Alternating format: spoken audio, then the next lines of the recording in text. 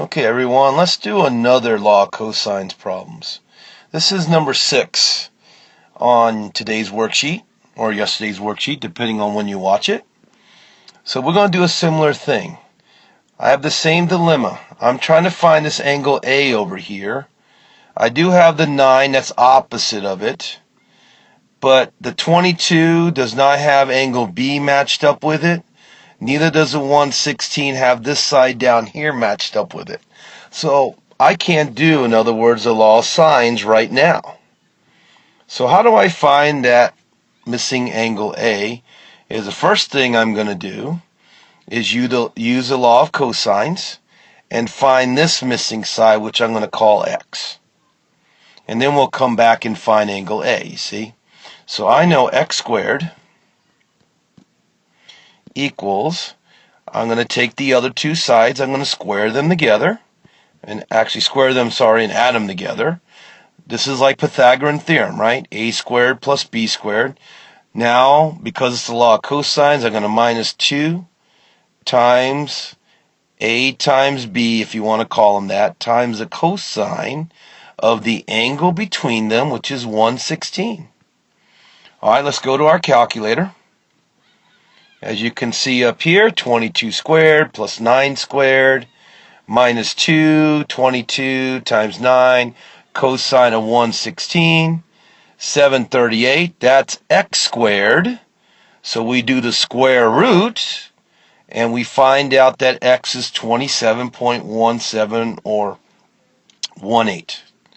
So now I know that the missing side is 27.18, right? 27.18.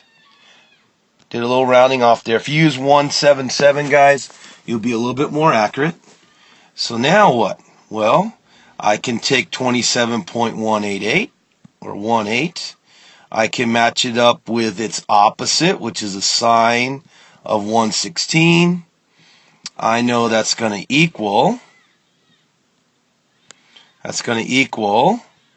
the 20, I'm trying to find angle A, right? So I'm going to use the 9, not the 22. So the 9, which is opposite of A, so the sine of A.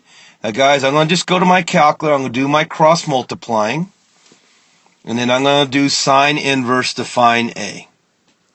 And if you have any questions, guys, I can demonstrate in class as well in front of you with the calculator on the screen.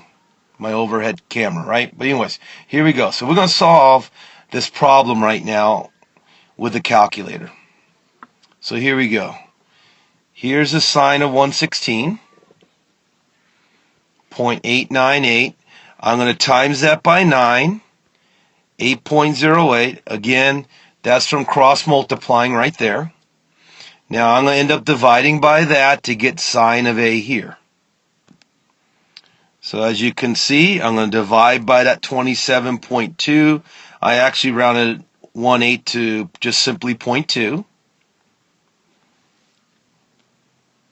Once I divide by that 27.2, I got this, and then all I had to do was a sine inverse of that, and there is my angle, guys, 17.3.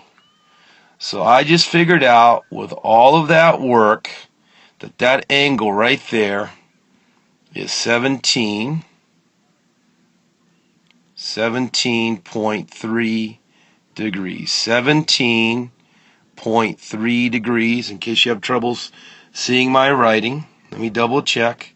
17.3 degrees. Okay?